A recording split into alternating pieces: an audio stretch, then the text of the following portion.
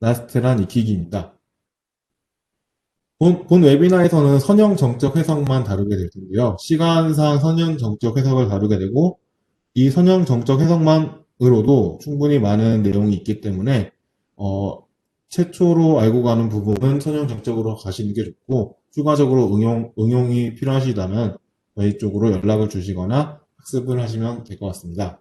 선형 정적 해석은 경계 조건과 하중이 정적으로 작용하는 물체에 대한 해석이고, 모델의 변이, 변형률, 응력, 반력을 구해내고 안전계수를 이용하여 소성 및 파괴 여부를 확인합니다. 선형 해석은 후크의 법칙을 기본식으로 표현하지만 저희는 지금 후크의 법칙을 몰라도 해석을 진행할 수 있습니다. 첫 번째 예제입니다. 외팔보입니다. 외팔보의 한쪽 끝을 고정하고 반대편 단에 하중을 가하였을 때 변이와 응력을 계산합니다. 재료 물성치와 하중, 경계 조건을 입력하는 작업을 하겠습니다. 유한 요소 생성 및 해석을 실행하겠습니다. 원래는 이 예제 같은 경우는 인치 단위로 되어 있었는데 제가 여러분에게 친절하게 전해드리기 위해서 저희가 자주 사용하는 밀리미터와 뉴턴 단위로 변경해 봤습니다. 그럼 해석을 한번 진행해 보겠습니다. 254, 25, 50의 외팔보가 있습니다. 이것을 445N의 힘으로 눌러주게 되고 아래와 같은 물성치를 가지고 있습니다. 환경에서 오토데스크 인벤터 나스트란을 눌러줍니다. 나스트란 환경이 시작되었고요. 좌부터 우로 진행할 수 있고 부품과 모델이 있습니다. 해석 편집을 눌러서 이름을 웹8보로 변경해 주겠습니다. 해석 유형은 다양한 해석 유형을 선택할 수 있지만 저희가 하려는 선형 정적을 실행하겠습니다. 단위 또한 다양한 단위로 변형할 수 있고 저는 CAD 모델 단위 그대로 사용하겠습니다. 다른 설정은 만지지 않고 다음으로 넘어가겠습니다. 다음은 재료를 설정하겠습니다. 재료는 따로 재료를 설정해서 가져오는 것이 아니라 재료의 물성치를 변경해 보겠습니다. 아까 예제에서 보여드렸던 재질을 입력해 보겠습니다. 이름을 웹파일보로 변경하고 산성계수와 포화성비를 수정해 보겠습니다. 이 작업을 통해서 각자 업체에서 사용하시는 물성치를 편리하게 기입하실 수 있습니다.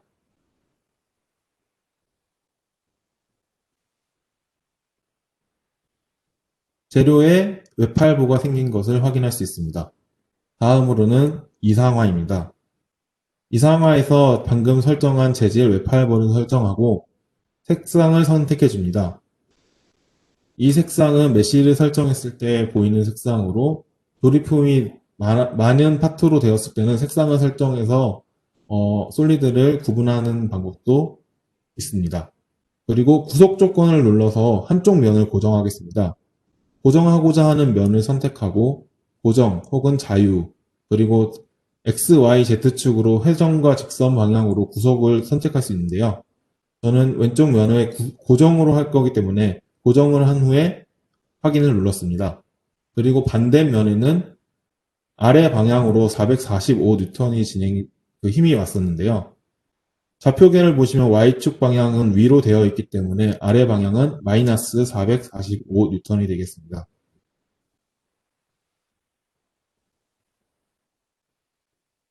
구속 조건과 하중까지 주고 난 후에는 메쉬 설정을 합니다. 메쉬는 거칠수록 해석은 빨리 되고 미세할수록 해석은 느려지지만 그만큼 미세할수록 정확한 해석이 가능합니다. 요소 크기를 5mm로 지정하고 요소 순서는 포물선형으로 하겠습니다. 메쉬 생성을 누르게 되면 메쉬가 생성된 걸 확인할 수 있습니다. 메쉬 생성까지 진행이 되었다면 저희가 미리 작업해야 할 건 다 하게 된 거고요. 해석 실행을 눌러주시게 되시면 저희가 준 조건이 해석 값으로 볼 수 있습니다.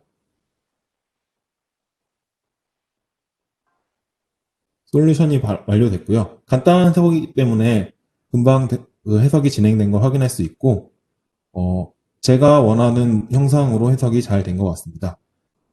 고정면에 보이는 23.6메가파스칼이라는 부분이 가장 높은 응력을 받는 곳으로 확인이 됩니다. 다음은 브라켓입니다. 두 브라켓이 두 개의 볼트 세트로 연결되어 있으며 위아래로 100N의 인장력이 가해질 때 두 부품의 안정성에 대해 평가합니다. 제가 영상을 한번 넣어봤는데요.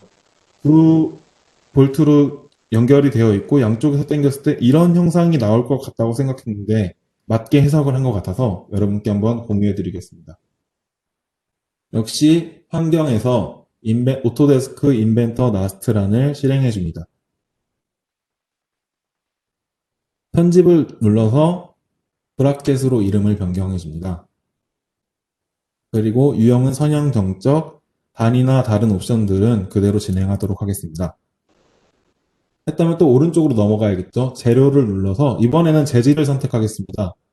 재질에는 오토데스크 재질과 인벤터 재질을 기본적으로 사용하실 수 있고 따로 재질을 가지고 계신 분들이라면 재질을 선택해서 입력하실 수도 있습니다.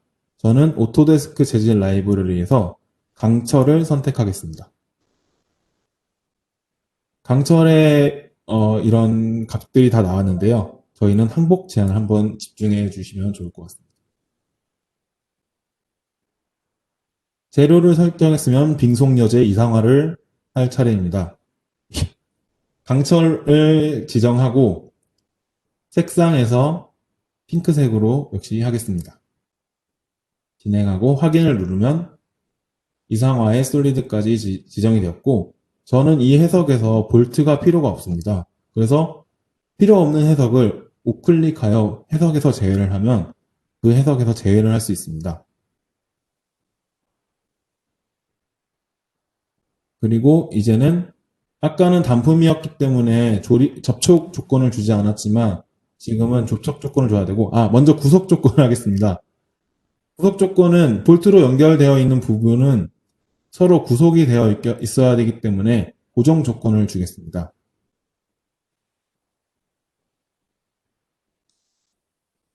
자유도와 회전을 설정하실 수 있지만 현재 볼트는 고정되어 있는 상태이기 때문에 고정으로 해서 구속 조건을 주겠습니다.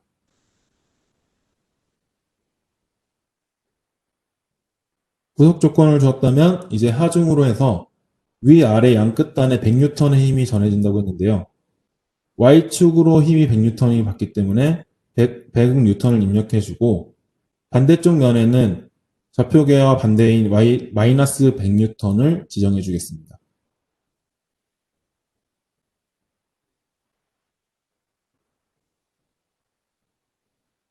구속 조건과 하중까지 주게 됐다면 이제 우측으로 넘어가서 접촉 조건을 줄 수 있습니다. 접촉은 자동 수동이 있는데 지금 모델에서는 수동으로 이 면을 접촉을 해보겠습니다. 접촉의 수동 그리고 접촉 유형은 분리로 하겠습니다. 브라켓 1과 브라켓 2에 접촉면을 지정해 줘야 되는데요. 이런 방법으로 가시성을 제외하고 일일이 하는 방법이 있는데 이렇게 많지 않은 부품에서는 이런 방법이 괜찮겠지만 부품이 많아진다면 이 방법은 또 상당히 시간이 오래 걸리겠죠. 그래서 뒷부분에 가서는 자동으로 접촉하는 부분을 제가 한번 설명해 드리겠습니다. 메쉬 설정을 해서 제가 여기서 팁 하나 드리면은 메쉬 설정은 미세의 미 앞쪽이 저는 보통 좋은 것 같았습니다. 그런데 지금 모양은 약간 메쉬가 큰 것 같아서 2.5보다는 2로 해서 다시 메쉬를 지정하겠습니다. 메쉬가 나름 잘 된 것 같고요. 메쉬 설정까지 끝났다면 저희는 분석에서 실행을 해주면 해석을 확인할 수 있습니다. 이건 지금 웨비나에서 진행했을 때 조금 시간이 걸렸기 때문에 중간을 자르고 바로 해석 확인을 보여드리겠습니다.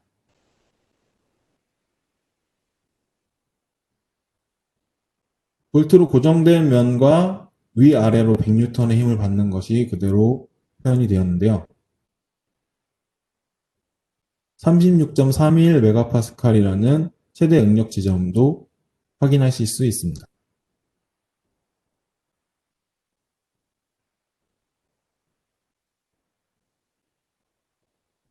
그리고 최소 응력 지점도 표시해 주게 됩니다.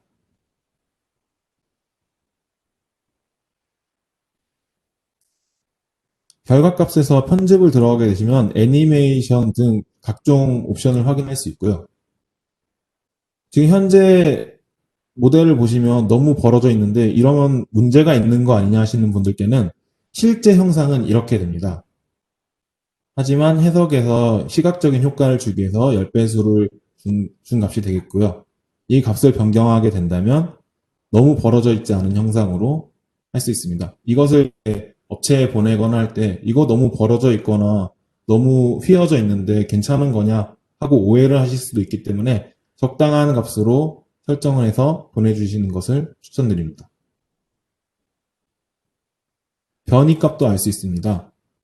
이런 조건으로 했을 때 제일 상단에 0.02mm의 변이량이 생깁니다.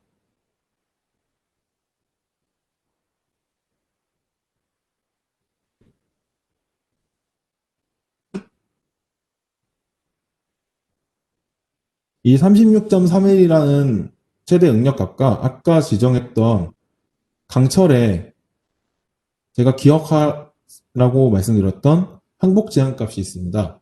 이 값을 가지고 안전율을 검사할 수 있는데요.